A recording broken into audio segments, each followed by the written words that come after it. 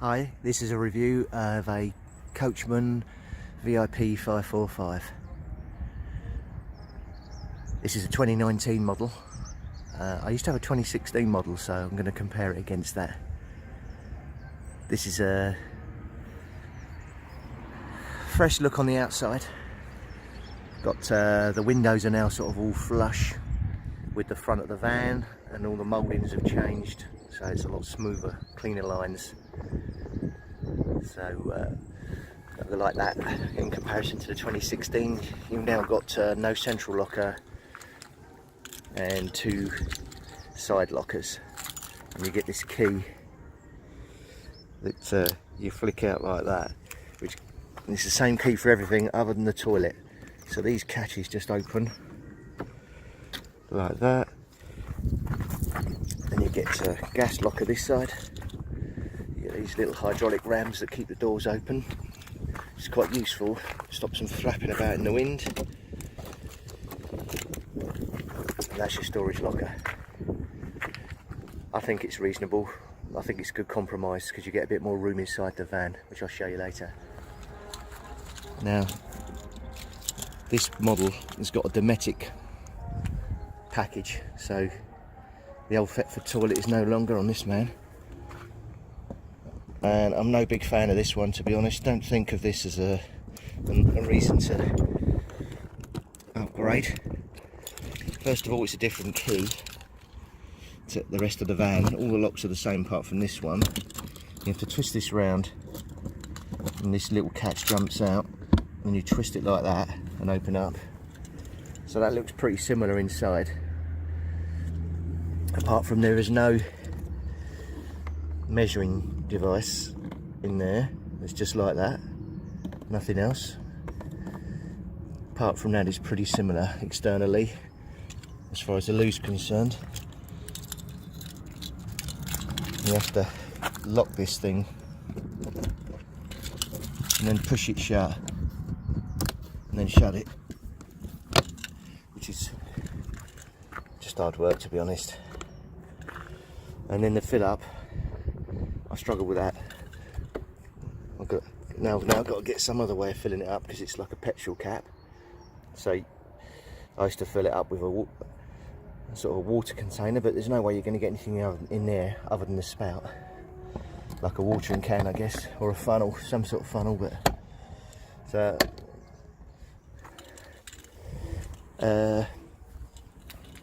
that's just your battery locker. And now gone for a whale pump, it just plugs in like that. It's just pretty typical. The aerial's now at the front, used to be at the back.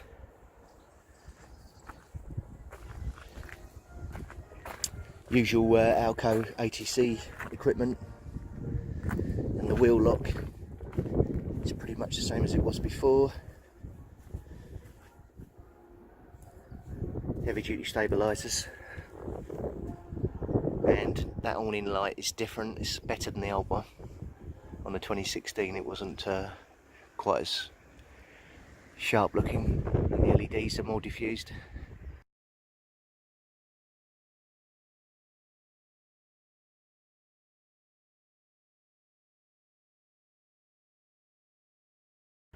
So, nice clean lines at the rear. Nice sort of automotive style lights. Nice little LEDs up at the top. Much cleaner.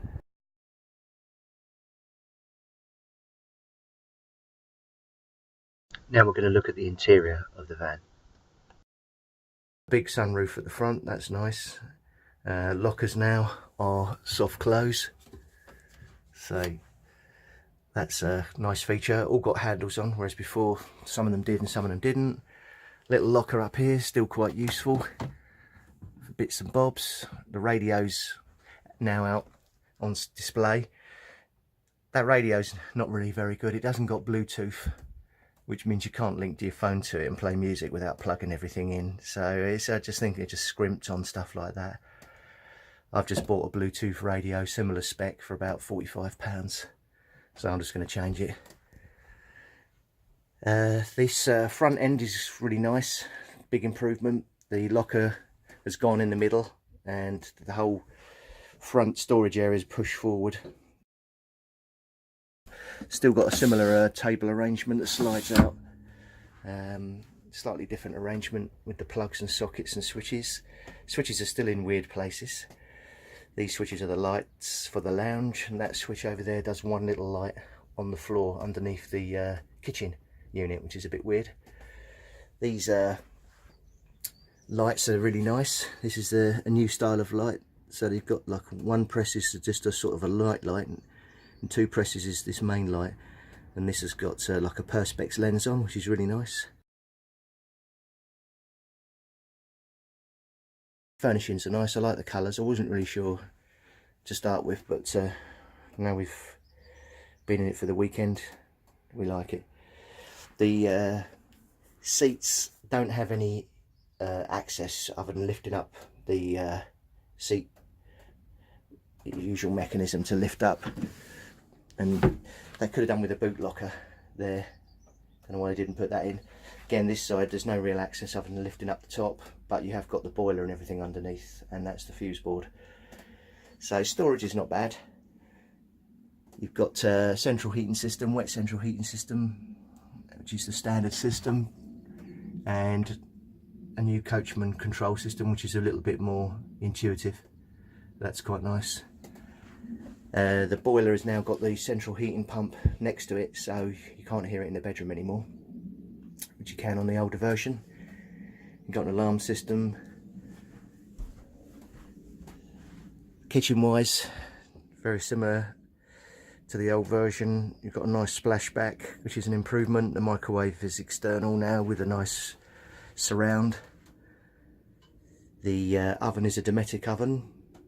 That's okay. I wouldn't have said it's a significant improvement to the old one. And the fridge is a Dometic fridge.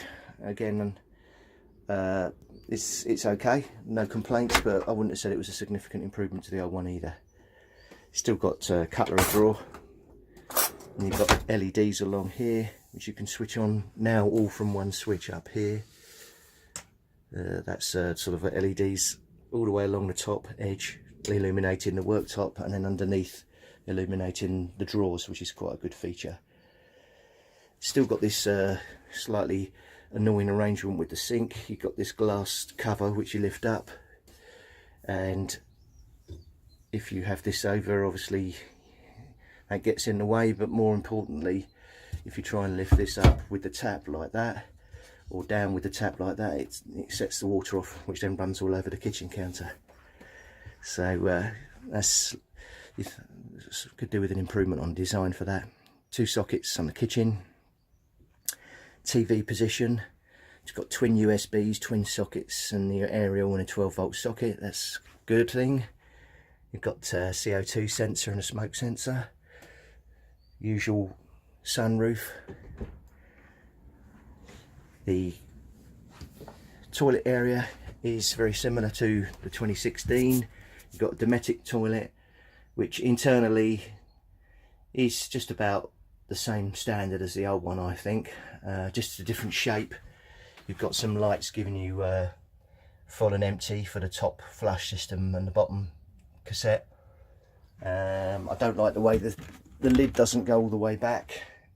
It stops before it hits the cistern, which means you basically sit with it on your back, which I think is poor design.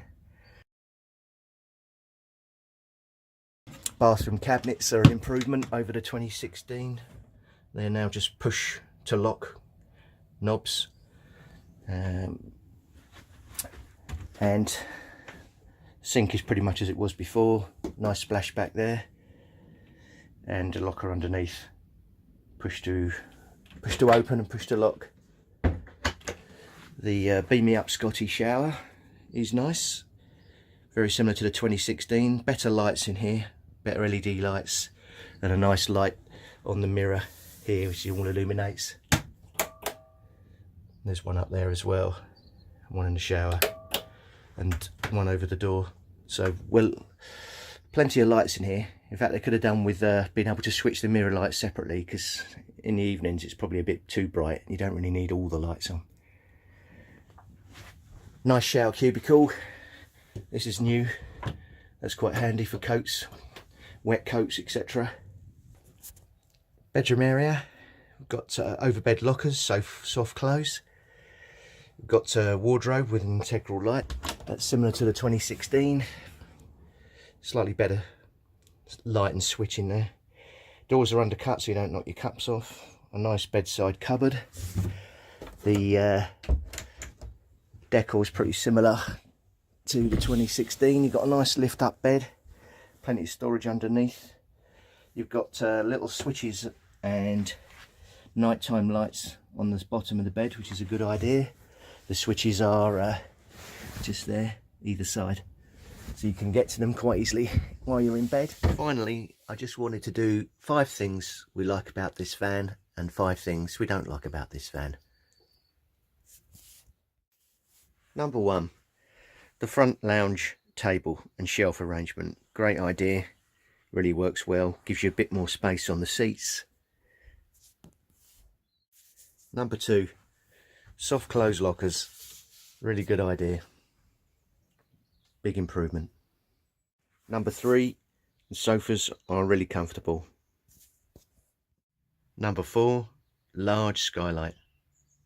Number 5, clean smooth lines to the van. 5 things we don't like. Number 1, Dometic toilet. Number 2, no coat hooks by the entrance door. Number 3, no boot locker. Number 4, lounge light switches. I'm not sure why they're at the front of the van. They should have been positioned by the entrance. Number 5, the Alco wheel lock only fits in every other spoke, which makes positioning a bit difficult.